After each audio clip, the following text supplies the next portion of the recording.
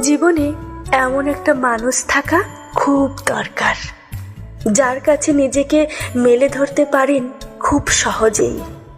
কোনো কারণ ছাড়া ফোন করতে পারেন, কথা বলতে পারেন, যে আপনার মন খারাপের না বলতেই বুঝে নিতে পারে আপনার মনের কথা, যে আপনার সাথে ঘন্টার পর ঘন্টা কথা না বলুক, কিন্তু দিন শেষে পাশে আছি বলে এই সান্ত্বনা বাক্য আপনার হাতটা শক্ত করে ধরতে পারে।